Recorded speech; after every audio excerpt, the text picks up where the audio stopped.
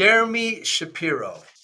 I've said this before. One of the biggest things that changed my business, that made a complete 180 pivot to my business, was joining a peer group. I started my business in the 90s. It's a tough way to go, cold calling, trying to get clients, trying to get employees. And then I joined this peer group, and now I'm in a room with like-minded people that have similar problems than me.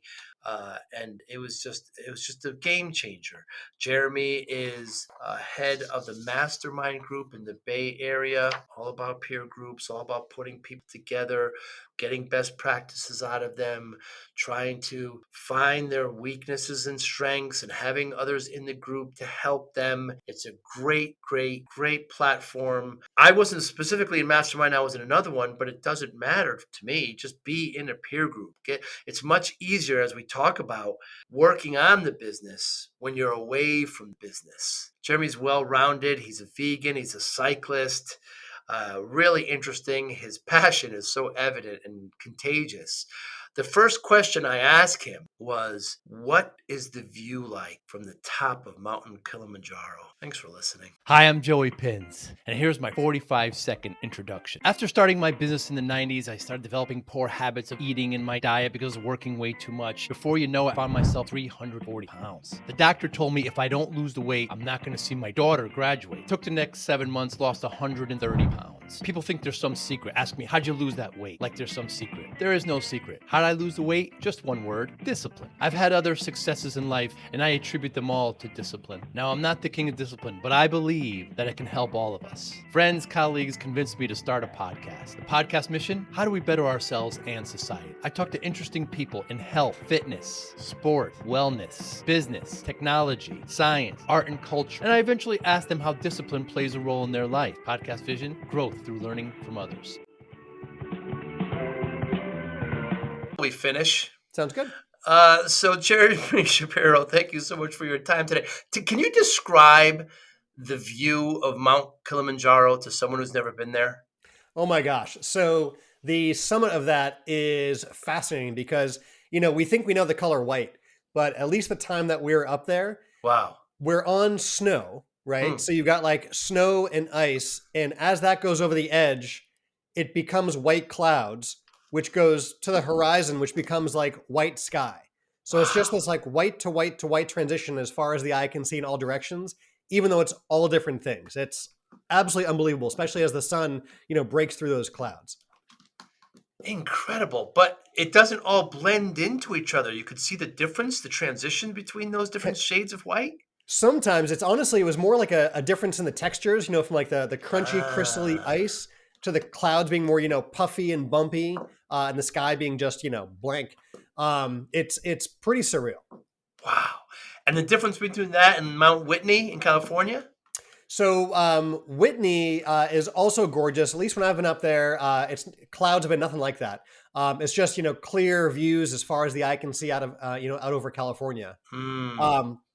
Uniquely, though, when we're talking about the white, though, from the summit of Mount Rainier, when we were on that for days, we were in what was affectionately referred to as the ping pong ball. If you imagine being inside of a ping pong ball and just looking around you, and the visibility is nothing, it just looks the same white every which way you go. That was really good in terms of working with navigation and figuring out where are what we call your guardrails, right? So you get to a feature, in this case, sort of like a rock that goes up a part of the mountain. You're like, okay, cool, I found this. So now I can follow that up, and navigation is sort of working with those pieces as you go. It's pretty wild. So you incorporated technology, but when does the technology, at what elevation does it start to fail? Well, none of that's technology. That's a matter of maps and pens and all the rest of that. That's not GPS based or anything. I see. Incredible. Yeah. And you're an avid bicyclist, but you Yes. you climb as well. Yeah, it's funny. I've been climbing less, in recent years, and cycling a lot more. It's with two young kiddos and all that goes on with the family, cycling fits in with that much better than being gone for a week or so here and there. On more far away adventures. Yeah, it sure is. So what's Taco Tuesday like at your house? Taco Tuesday is a fave. I even have taco shirts. The whole Nice. family has that, which is pretty fun. In fact, for my birthday party this year, we hosted a great taco party, and I have an enormous taco hat. So Nice. we go all in. I learned, a while ago that as much as I love cooking and entertaining, really setting the scene and setting the stage makes it all the more fun. So I love doing, pizza night about once a week. So we have the right red, white checkerboard tablecloth. We've got those pizza Ha! stands to hold layers of pizza, the proper red pepper Parmesan shakers, all that stuff. And, Taco Tuesday, we have the appropriate table runner for that and the appropriate, soundtrack playlist that we put on. So we have a good time. Look at you. And what's your go-to meal you like to prepare the best that you're known for amongst friends, colleagues? Ooh, that'd probably be a toss up between, pizza night and Taco Tuesday, but Hmm. also a fair amount of good Indian foods in rotation. So, You said that. Yeah. people often know me for the various different, dals we do, or, tofu sag paneer, things like that. Those spices in Indian food, I don't know what frequency to use that. They're so good though. I have a friend from London. Whenever he's in town, he knows where to go because Oh yeah. And I don't look at the menu. I just say order it, and it's so good. But I have an Italian background. We use spices just a little bit differently. But Yeah. I love Indian food so much. There's a really great book that I picked up years ago. The name is along the lines of salt, fat, oil, heat. Oh yeah, Yeah. yeah. So what I love in that is they have like a color wheel almost of each of those different things. And it shows you hey, here are the fats that are used around the world in food. And so if you're cooking Italian food, you're not going to be using a sesame oil, right? Right. If you're cooking, Asian food, you're not putting olive oil in there. If you're Right. using South American food and so on. And so regionally, there's different, acids and fats that play into a food. And so when you're cooking, you can play with those, but it really does give you these unique regional flavor profiles. You mentioned tacos and pizza, but Jeremy, I mean it could be. There's millions of tacos. There's millions of pizzas, right? So do you make? Oh, you're vegetarian though, correct? Yeah, I've been vegan for about 16 years now. Yeah. So it's all vegan. So do you make carnivorous ones for friends? We do vegetarian ones for friends. I So, see. we have some really good, vegan, quote, quote, pepperoni, that can occasionally go on. For Taco Tuesday, there's a bunch of different, bases we use, like half dozen or so, depending on what we're doing. I started doing fajitas more since this summer, which has been really fun. We were on a trip, we were in Europe and strangely ended up at a Mexican restaurant that was super vegan friendly. And they had fajitas. And, I realized I'm like, wow, I haven't had fajitas in ever. And it's right there, I ordered that great cast iron, skillet that comes in a little wooden trivet, with a tiny pot holder. Yes. And so that, that's now in rotation. So we'll occasionally bring that out. And it's super fun for, serving up the sizzling veggies and toppings and all that stuff. I have vegan friends, and they say the best way to appreciate veganism is Indian food. Yeah. I would Because they agree with just that. do it really well. International food, so many cultures around the world, just the food is vegan as is. There's no Ethiopian food, right? Is fantastic. You can go to any Ethiopian restaurant and as a vegan or vegetarian, eat wonderfully well. As a carnivore, eat wonderfully well. There's just such wonderful food and great depth of flavor. As I get older, Jeremy, I find I've always liked to cook, and I just in my business, I never get to see a project from beginning to end. I'm constantly delegating. So I love going into the kitchen. It's relatively clutter-free, clean. I start pulling out ingredients. I start preparing. I start cooking. I start feeding people. I eat myself. I clean as I go. And then everybody's done eating. Make sure everything's clean. I put it back, and I'm able to walk away from the kitchen the same way Yes. I approach it. So just the sense of accomplishment from seeing a project from beginning to end is so satisfying. One of the main reasons why I love it. Yeah. Yeah. It's nice. And it's funny. I'm sure you've had the experience with friends where you're cooking at a friend's house, or you have other guests over with you. And it's great to have the help, but also the standard that you have might not be the same, not better or worse, but it just might be different. Right. And so then you're working with someone, you're like, oh, well, I figured they would clean it up as they went, or, oh, I thought they would reuse that pot, or, whatever it is. Yeah, clean as you go. I was an assistant chef for a while, and it's just clean as we go. I mean, I hate cooking because the mess at the end. Well, you clean as you go, and You there's clean no as you mess go. at the Yeah. there's no mess Well, at the in end. the same way, like I love the parallels to business, right? In cooking, mise en Mm, place, have all the things you that's need right. laid out ahead of time. Whereas some folks get partway into a project and realize they're missing some of the required, pieces or people or systems or whatever it is, and they get jammed up. If you know what you need ahead of time and you check your inventory, you know if you're good to go or if you need to make a substitution or get the things that you need to start a little bit later. Great point, Jeremy. Lots of parallels there. Some people like a little spicier, some don't. Oh, there's a little too much red pepper. Let me make another one without it. You start to make some pivots as you're cooking, Yep. just to satisfy the end user or customer. Flexibility. Yep. One of the greatest things I remember when I started my business that changed everything around, Jeremy, is when I joined a peer group. Yeah. All of a sudden, I'm not on this island by myself. I remember people saying to me, must be so great not having a boss, being your own boss. Damn it, Jeremy, I have more bosses than I've ever had in my life when Right. every customer, the employees to a certain degree, the vendors, the banks, that's the wrong reason. But when I joined a peer group, all of a sudden I'm in this room with 12 individuals that I can talk to that have the same problems as I do. I'm not an island by myself.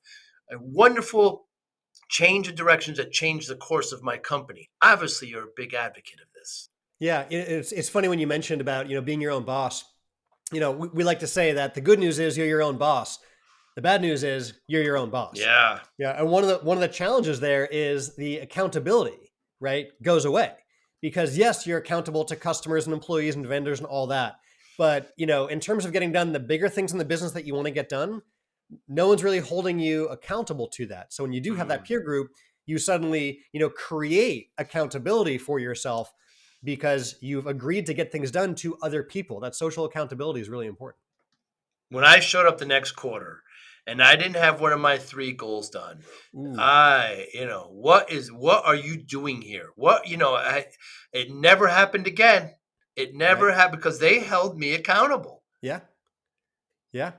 The accountability is huge, especially if they will really hold you accountable to that. The other interesting thing is, I find as an entrepreneur, we see again and again that it gets lonely at the top, right? Mm. Like, who do you talk to about what's really going on in your business? Like the good, the bad, the ugly, and everything in between, right? Talking to, friends who have a 9 to 5 job, they don't appreciate the challenges that you're facing or have practical advice for you. Just like I'm the worst person to ask, about career advice or, things in the workplace, right? Mm. It's two different backgrounds almost. So when you're on this journey, the good news is you don't need to go it alone. You can surround yourself with people who are also on this entrepreneurial journey. They're going about it a slightly different way, but they're still seeing success and still running into challenges. But there's often complementary experience there. Yeah, most definitely. We used to have these, BS flags when somebody would be in, given their, excuse me, quarterly business review, and they say things like, "Well, I can't grow in my market because I'm in a bad market."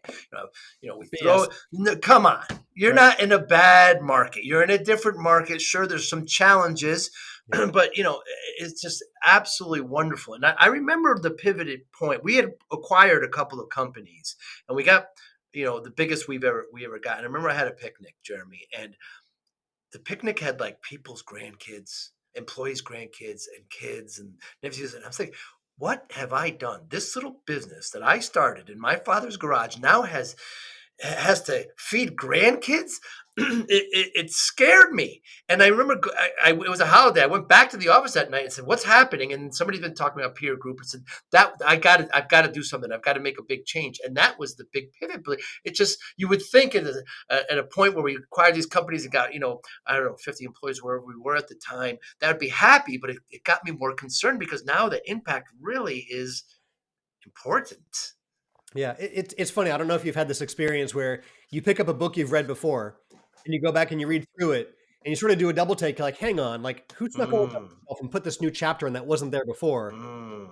But it was there all along. It's just not what you needed at that point in your life and your business, whatever it is. So, you know, as an entrepreneur, as you unlock these, achievements and you level up in your business, you accomplish certain things and hit milestones, but you also unlock all new challenges, things that you didn't know about as a different, smaller, earlier stage. Hmm. And so suddenly those who are around you who couldn't really help you before, are now these, wise and sages who know exactly the challenges you're facing. Hmm. So you're in the Bay Area, Jeremy, and you've got a mastermind group there. Tell me what the my peer group wasn't a mastermind; it was specific to my industry. But tell me what's different about mastermind. Yeah, so there's lots of different kinds of groups out there, right? There's, leads groups, there's referral groups, there's, networking groups, and these are all valuable and they serve a certain purpose. A mastermind group, however, is vastly different than all of these, right? So in a mastermind group, you're, in a room with like-minded individuals, right, who are pursuing similar goals in a similar way as you are, right? But everyone is on a different path and is seeing success in their own way. We're talking about mountains earlier, right? You imagine multiple people going to the summit, but taking different routes to get there, right? And different kinds of experience are applicable on different journeys. So when everyone collaborates, you can share in that experience, you can support each other through challenges, and you can help each other to get unstuck, right? So, this whole idea goes back to Napoleon Hill in the 30s when he published, his most well-known book, Think and Grow Rich, has a whole chapter in there called The Power of the Mastermind. And that's where he introduces this concept that when you get two or more minds together in the same room, you have the creation of this third master mind, right? So if you imagine when you've been brainstorming with, with someone else or working out an idea or just talking out loud with someone, the solutions you find and the creativity you have is vastly different than if you each individually worked on your own, right? So in a mastermind, multiply that out, you're sitting around the boardroom table with, in our case, other entrepreneurs, right? Who are growth focused, who are lifelong learners, and who, are seeing success, but facing their own unique challenges, right? And so the group helps you to get unstuck, provides that support you need, celebrates the wins you have, right? And shares the resources and talks about what's really going on behind the closed doors of a business. So in the peer group I was in, it was all IT people. We're in the same industry, but we weren't in the same geography. Yeah. How's it different with yours? So industry groups are great, right? Most all of us have some trade group we can go to, some annual conference and so on. And those are wonderful. So if you want to meet people doing what you're doing, right, and see how everyone in your industry does the same thing, then those are wonderful, right? And there's a lot of value in those groups. A carefully curated mastermind group, however, is going to have some diversity there. So I actually actively seek out diverse membership in terms of unique industries, unique business models, right? Because what we find is when you have that right mix in the room, we have what I call the cross-pollination of ideas. So, for example, we have an e-commerce business and a brick and mortar store, right? The e-commerce store owner is talking about how they've been growing their business through online advertising, right? Pay-per-click ads, how they have an email list, and whenever they send out an email, right, new revenue comes in. So that's a really cool strategy. They've been successfully growing and seeing growth and success. The retail store owner doesn't do any of that. The retail store owner, however, is doing a really good job with direct mail, buying lists, creating, pieces to get mailed out, having a mail fulfillment house send those, and is getting new people into the store through direct mail. So through two business owners sitting across the table from each other, sharing what's working well in their business, it's opening the eyes of everyone else to the possibilities and the best practices that are actually working. So what do you know, over the course of the month between meetings, this e-commerce store owner has gotten a recommendation to a mail house, a list broker, a designer, and the best practices of what to do for a successful direct mail campaign, and suddenly has brand new customers going to their website, not from the strategies they're using, all those are still running, but a whole new sales channel, right? And that brick and mortar store owner, guess what? For the first time, they're now using email marketing, using the best practices, the best providers, vendors, resources, and all. And for the first time, are sending out emails. And every time they do, seeing new revenue come into the business that they otherwise never would have seen. And that's the kind of cross-pollination you get. And there's so many more stories like that when you have a diverse range of businesses, industries, and so on.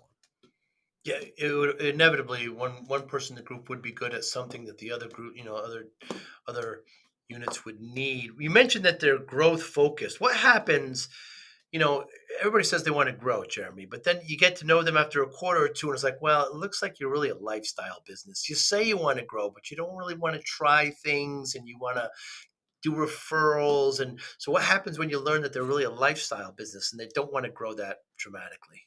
Well, so growth means different things to different people, right? Mm, Sometimes growth means more gross revenue, right? Sometimes growth means more profitability.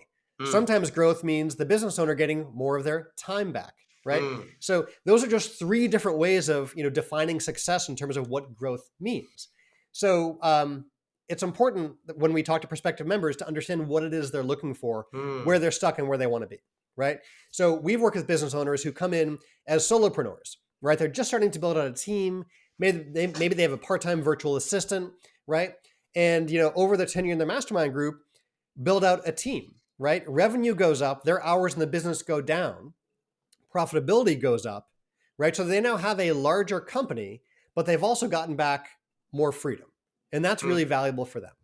Others are just looking to grow top line revenue at all costs. And we see that sometimes what happens is their cost of acquisition for a new customer goes up and up and up, and their profitability margins go down, down, down, Mm. but their gross numbers are bigger, right? When we look at like longer term, what a business owner wants to do with their business, there's only three directions you can go, right? One is you pass the business on to your kids. The reality is next to nobody does that, right? It's a nice idea, but even if you think you're going to do that, your kids probably don't want your business, Right. right? So yes, it happens. It's extremely rare. The other option is what happens to most all businesses is they get run into the ground, right? Yeah. You run it for a certain period of time, and then someday you close up shop and you're out of business. The sad truth is that's where most all businesses go. Mm, The third option is you build the business and then you sell it. Hmm. And something really interesting that most folks don't realize until we have conversations around this is there's more than one reason why someone might buy your company. mm, And knowing why an acquirer would buy your company can change what kind of growth you're looking for, Hmm. right? So there are businesses, we've seen the headlines about this all the time, that sell for billions of dollars and they have zero revenue, right? So if you think it's about increasing your sales to a certain number and then you can start, to talk to potential buyers, guess what? Companies sell all the time that have made no money or actively lose money, right? And they can still sell for large numbers, right? On the flip side, you get companies that have a tremendous amount of gross sales, really big numbers, and they sell for very low multiples. Hmm. And you got to ask why, right? So when you understand one of the dozen different reasons that a company would purchase you, you can then target your growth to be more attractive for that buyer and get the exit price that you might like. Yeah, really good points. Really, really good points. Because growth really depends on your definition of it. Because we would have some in our group that want to grow, by double digits, top line, single digits, bottom line every quarter. And then when others weren't doing that, they'd be upset. But they're saying, hey, we don't want to grow in that way. We want to grow in some of our services, not in our products, do want to grow, but just in different areas. It's really good to evaluate that and know that before going in. We would meet face to face every quarter for 2 days and then have monthly check-ins. Love it. What's your cadence? Yeah, so that's a really good question. And I love that you know about cadence and how important that is for mastermind groups.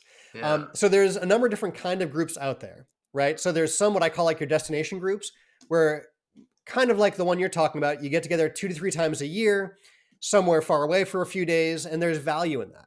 But when I've been in those groups, you're writing a 5 to 6 figure check every year just to be part of the group, right? And you're out of office for the better part of a week, a handful of times a year. And even worse is if you miss a meeting, it could be 6 to 9 months between meetings. And by that time, you can have sold a business, bought a business, built a business, a million things can happen, right? So on the other end of the spectrum, we have what I call like your coffee shop or, Zoom accountability groups. You get together like weekly for 30 to maybe 90 minutes, right? Usually these are like free to like $97 a month. There's not much skin in the game. Any fire of the day becomes more important than going to the meeting, right? So show rate's low. And also over the course of 7 days, there's not a whole lot you can really implement and, change the course of your whole business, right? So between that is that sweet spot that I found. And that's a once a month full day meeting. So this is one dedicated day a month to work on your business instead of the day-to-day grind of working in your business, which are two vastly different things. Yeah, let's talk about that. That's a big thing. I learned it was easier to work on my business when I was away from my business. Oh my gosh, so true. I learned something valuable from a client years ago. We were at a conference together, and it just came up conversationally that he was staying, an extra day or so after the conference. And he taught me that every time he goes to a conference, he always books an extra day. So the conference is over, and then he gets a decompressed day to take all the ideas and all the plans. And while being out of the office and away from the team and still in that energized, new idea mentality, is able to actually create those plans and task things out and flesh things out. And I thought that was brilliant, right? Because that is exactly what you said. It's creating that physical place away from the business. And so, that can be one of the challenges when, you're trying to do one of these Zoom meetings, once in a while.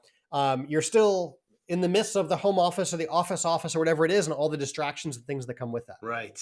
When you're physically in a different place, it's amazing what that does for our mind in terms of helping us to focus on what it is we're there to do. And I hear from folks sometimes like, oh my gosh, like a day out of the office, I just can't afford to do that. Right? I'm too busy to take that time away. And to me, that's always a red flag, right? Like you were saying, that BS flag of if you can't afford to step out of the business for one day a month, then you need to step out of your business for one day a month more than you might realize.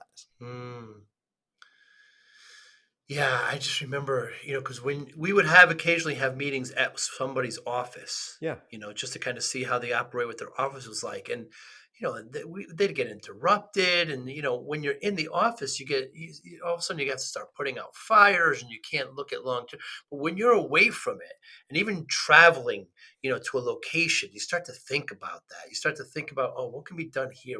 It's just easier to look at it when you're away from it than when you're in it. Yeah. It's funny. Something Starbucks did years ago is they, had this whole idea of what they called the third place, right? That you have the home, you have the office, and then your third place is Starbucks, right? Good for them and their corporate branding and all that. But the idea has some merit to it, right? So a strategy that I like to use in terms of doing work on the business is, actually getting out of the office and having just a little sticky note, a little note with a few items on it that need to get done, like 1 to 3, right? With a clear definition of done. And I used to do this, in the older days when laptop batteries didn't last as long. I bring the laptop and no charging cable. And so I know, like, I'm going here. I have some specific things that need to get done. Cool. I don't go home until it's done. But by the way, there's a ticking clock of battery left, before I've got to go. These days, the batteries last all day. So that little hack doesn't work as well. But the concept is the same. Go into a physically different place with a mission of what needs to get done. And nothing else gets your attention except those things. Pretty good. Yeah, that's a really good idea. I like that. And, there's, you could turn up Bluetooth and turn on a bunch of devices and make that battery life a lot shorter. And that's a very interesting way because I get on planes sometimes, and that's true. You certainly have less amount of time, so it pushes you to do that. It's a really cool kind of hack to get you to focus. Talk to me about facilitation. I ended up being a facilitator for a couple of years, and it's pretty much just herding cats and sticking to an agenda and keeping things in order. How's it different with the Mastermind group? Yeah, so facilitation has a number of roles, right? Like, and one of them, like an asterisk on facilitation, is curating the right folks for the room as well, right? So this is where it's really important to have a good screening process, an application review process, and so on. So the people coming into the room are going to be a good fit for the group, right? And not just get value, but bring value to the room, right? And then during the actual meeting, yes, there's a bit of administrative in terms of, keeping things on track. But for me, like I've always been like a dot connector. I love seeing the patterns and, seeing in a constellation of stars, like here's that common thread of that line.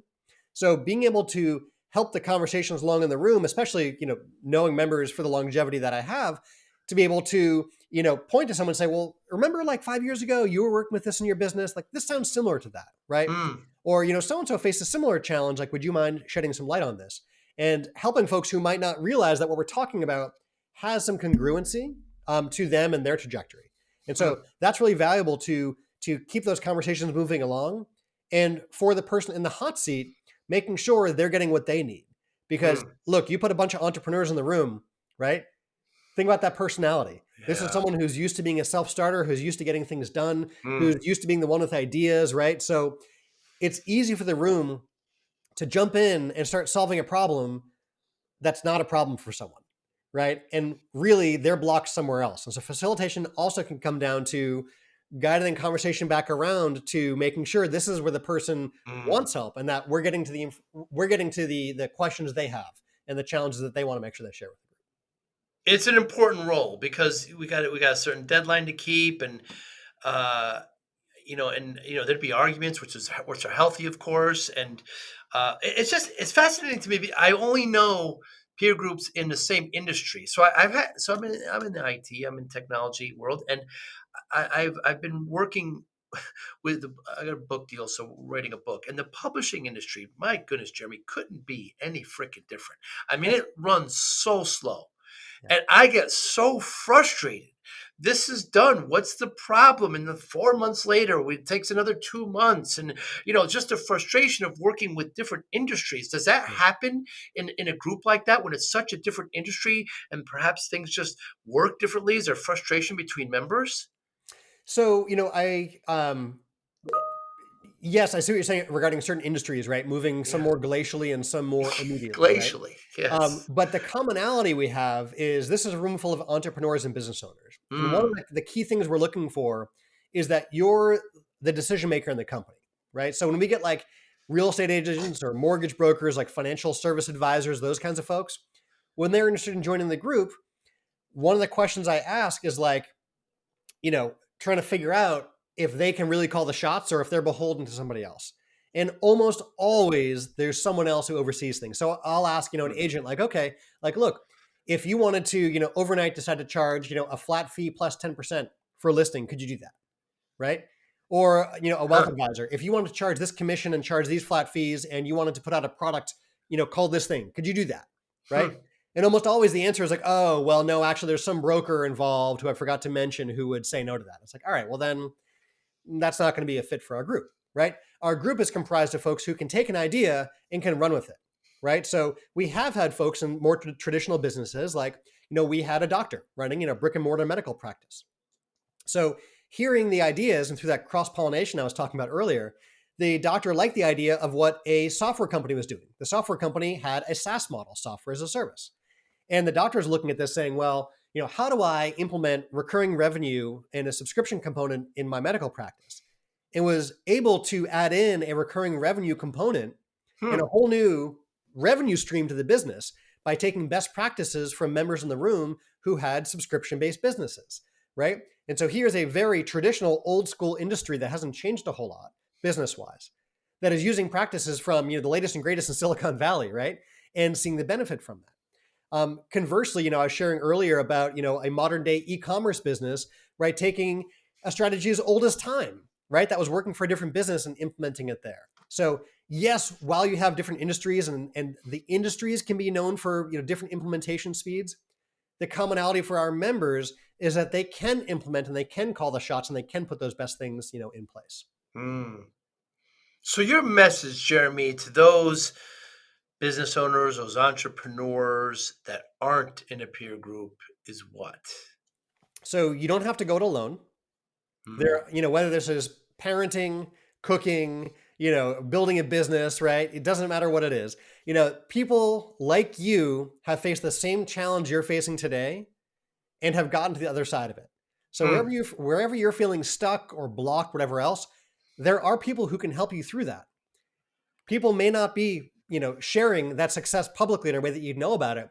But when you're in that safe, environment behind closed doors with other folks who've been there and done that, that's where folks can hear the challenge that you probably wouldn't share with others around you in your life right now and can tell you they've been there as well and share with you how they've gotten through it and to the other side and share the resources and the wisdom that you so need. And the other piece for those who've not, experienced what it's like to be in a room like this, I like to say there's sort of these two kinds of knowledge that people bring into the room, right? So when prospective members are test driving our group and trying it out for a day, they all bring two things in, right? The first is the stuff you're really good at, your superpower, the stuff that's led to your success that you find easy that others find challenging in their business or their life, right? So that's the stuff you know. The second category of what folks bring in is their big question. This is the thing keeping you up at night, the thing where you feel stuck that if only you had an answer to, you could move forward. But when you've got that big question, You can search online. You can find a book. You can seek out a mentor or a coach, right? You can take a course, right? You can find answers when you have a question, right? And that's usually when folks find me, right? But the real value in the room that I find again and again and again is in this third huge category. And that's the stuff you didn't know you didn't know. When I see the notes being scribbled on paper, when I see those big aha moments, the eyes go wide, the smile creep across the face, consistently, it's not during someone's personal hot seat and their questions. It's actually during everybody else's hot seat, because that's where people are sharing what's really going on in their business, what's working and what's not. And people realize the things they didn't know about. That's where we've seen new businesses get launched, new product lines get added. We've seen people, carefully avoid pitfalls they didn't know were right in front of them, right?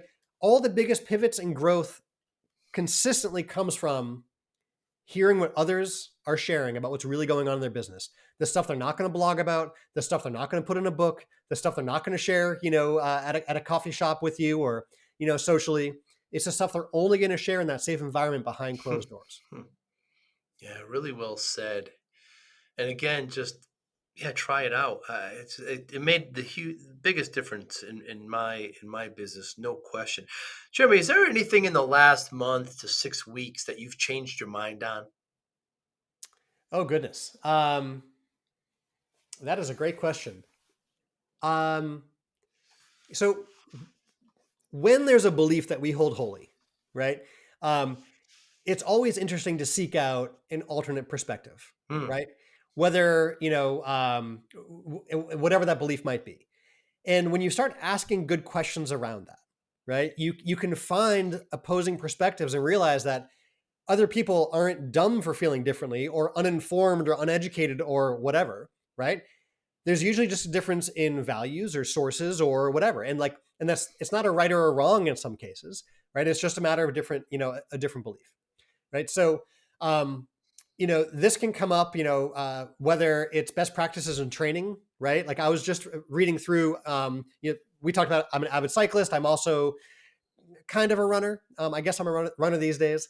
And a friend of mine shared a book with me. I think it was called like the Running Repair Manual, right? And this book I think was published in like the early 80s. It's a well-loved book. But, inside you're going through and it's showing things like, oh, if you're facing this problem, this area of pain in your foot, go to your cobbler, have them cut out a piece of rubber this size and just go ahead and glue that onto your shoe. I'm like, oh, come on. Like, who does this? And I'm like, oh yeah, this is advice from the early 80s, right? That here we are 40 plus years later. We don't really go to cobblers and have them customize our shoes for us these days. So, it's interesting also just to see where some of this advice is. So sometimes, we hear over the decades, oh, you should, stretch before you run, right? And then it's like, no, you should never stretch with cold muscle.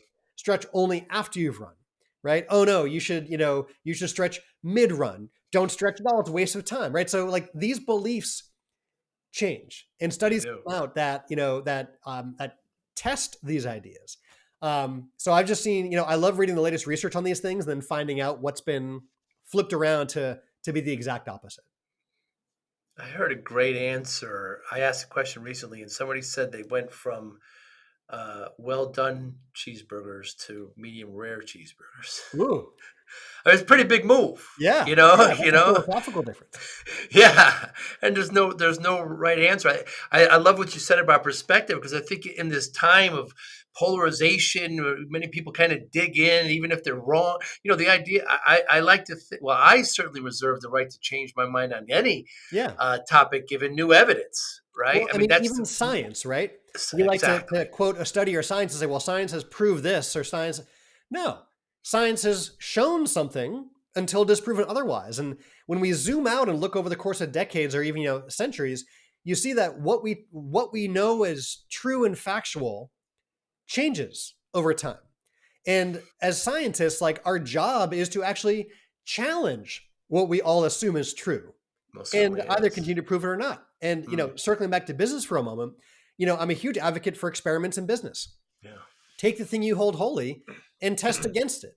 What you might find is that sales funnel you have actually is more effective. Great.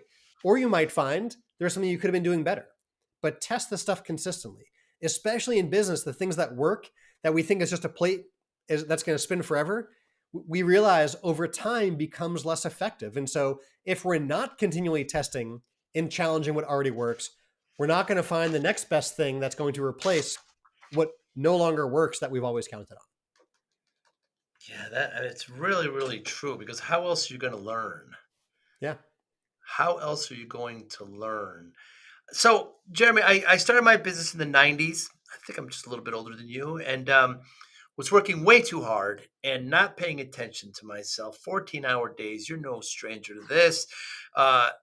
Putting my health in the back seat, and I'm at the doctor's office, and I'm at 340 pounds.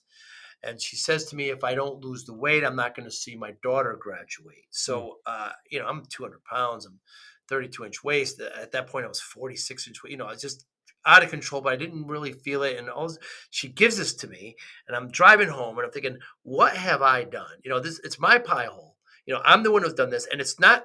I can abuse myself all I want, but now I'm responsible for this person. So scared the living daylights out of me. Yeah. I spent the next 6-7 months, lost 130 pounds. You can't look at it as a finishing line in weight loss. You have to continue these trends. It's life-changing changes, not just temporary. People ask me how. What's your secret? And Jeremy, there's no secret. How I lost it is discipline. That's how I keep it off. I got routine, willpower, etc. Discipline. How does discipline play a role in your life, Jeremy Shapiro? So I love the journey you've been on. I've read a fair amount of your story, and that transformation for you in many ways, right? And all the things you've done, in so many ways is great, right? And discipline does play a big role. And I think the language that we use impacts our mindset, and our mindset impacts the decisions that we make, right? So we were talking food earlier. A bit over 16 years ago, my wife had read a book, and she was telling me, hey, like this vegan thing looks pretty interesting, and I'm like, oh, great. I don't need to read the book. Like I got the summary from you. Let's try vegetarian for a day. And so the next day, I had a vegetarian day for the first time probably in my life. And at the end of the day, I was like, oh, that was pretty easy. That's not so bad. And so the next day, I was like, well, let's try this vegan thing, and I did, and haven't looked back. Wow. Right. So like it wasn't this transitionary thing, right? But a big difference there is I never viewed it as a diet, right? I never viewed it as here's a list of things I can't have, right? I didn't look at it like, oh, I wish I could have this, but I'm not allowed to, right? Like all these things are setting you up for this willpower fight and this temporary change, right? So if instead you just view it as an identity, right? Or a lifestyle choice, or just who you are and what you do, then the decisions are made up already, right? You're not thinking about the like, oh, I'm trying to only eat so many calories, but maybe I'll do this, right? Like it's not about, having that flex room, right? It's just about knowing who you are and just what it is that you do, right? So for me, I find discipline shows up in many ways. I'm a mildly competitive athlete, and to be in that shape or do that requires, training and diet and rest and all the things we all know about, right? But I have found as soon as I put an event on the calendar, all the training lines up for it. Wow. If I don't have some event on the calendar, and you know this from your triathlon training, right? If you don't have something on the calendar, well, it's easy to sleep in, or it's easy to, make this eating choice or make this social choice, or, do all the things you quote shouldn't do because there's nothing you're lining up for, right? So having an event on the calendar, I find helpful. Secondly, I find I can go at things alone, right? I will go out for runs and bike rides on my own and hit the gym on my own, and that's fine. But it's far more enjoyable, and it absolutely does not get moved if there's a social component. If I know I've agreed to meet a friend at a certain time, I'm always early, right? And we get it done. And there are days when I get out there and I don't feel like doing what I got to do. This morning, went out for a run, and we meet up at 6 a.m. in the cold and the dark.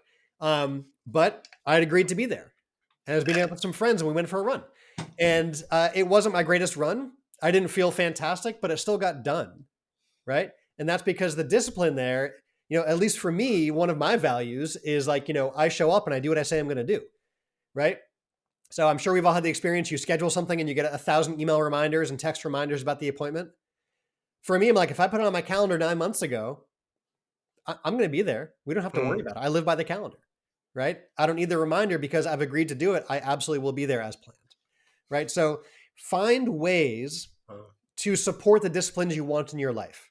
Part of that is a mindset shift in terms of what language you use when you talk to yourself. Find the social accountability, whether it's, buddies you meet at the gym, a gym class, that you go to and meet friends, whatever it is. Add that component in because you'll show up for them, even if you won't do it for yourself, right? In business, have that accountability group so that mastermind dates on your calendar so you know you're going to show up, right? Create that structure in your life to support what it is you want to get done. It makes discipline not at all a willpower thing. You're right. The language that you use with yourself is really important. I've heard this stuff. Well, I can't eat that, and I can't. That's just the wrong way of looking at it. You can eat this stuff. I play a lot of golf, and the big mistake a lot of beginning caddies make is like, don't go right. There's water. You never say that. Keep the ball left. Yeah. Yeah. Don't think about the pink elephant. That's right. Whatever you do, don't think about zebras. Yeah. So the idea is to use language with yourself that's just more positive. Well, so one of my mentors has a great framing of things, right?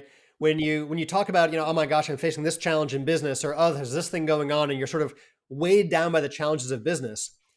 His perspective is like business is a game, right? Like anything else, right? It's a game. The board's moving. Things are happening. You move forward, you move backwards, right? All these different things happen in what he calls like the game of business. And his perspective is, how lucky am I? I get to play the game of business, right? So that perspective of, oh yeah, there are setbacks, right? You realize it's just part of the game. It doesn't mean it's game over, right? It just means you move on to the next round. You roll the dice again. You make your decisions, right? There's that mix of things you can control and things you can't control in a game, but it comes down to what decisions you make with the things that you can't control. Yeah, I find often when people get stuck, one of the main reasons is that they're trying to control things they can't control. It can be very frustrating for many. Yeah. Well, you look at like even a basic card game, right? We have the phrase, right? The cards you're dealt, right? So in any games, there's a great book I got recently. My wife got me for my birthday, Around the World in 80 Games. It's a delightful read if you are interested in any kind of game.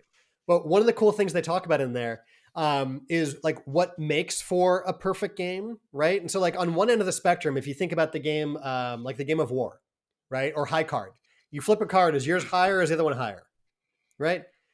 It's a way to pass time, but it's not really an enjoyable game. There's zero skill. There's no decision-making, right? Or dice, right? You're throwing dice. It's just all chance. On the other end of the spectrum is, a game in the realm of chess, right? The only thing out of your control is what the other person does, but you are choosing every single move. So a lot of the most enjoyable games are somewhere in the middle of this, where a more advanced player can play a less, skilled player, right? Where there are things you don't control, but you control what you do with what you can't control, right? And so a lot of our most famous games that have stood the test of time incorporate these things. And so in business, it's very much the same. There are always going to be factors outside of your control, right? All you can do is choose what you do with that. Like you were sharing earlier about that person in your group who was saying, oh, this market just doesn't work. Right. Right. It's like, well, what you're currently doing isn't working, but what can you do with that? Yeah, really, really good advice there, Jeremy. What motivates you? So, a lot. I too love this game of business. My entire career, 25 plus years has always been, as a serial entrepreneur myself, but also helping other entrepreneurs in their pursuit of what I call entrepreneurial freedom, right? And so, entrepreneurial freedom is not about sitting on an island with an umbrella drink, right?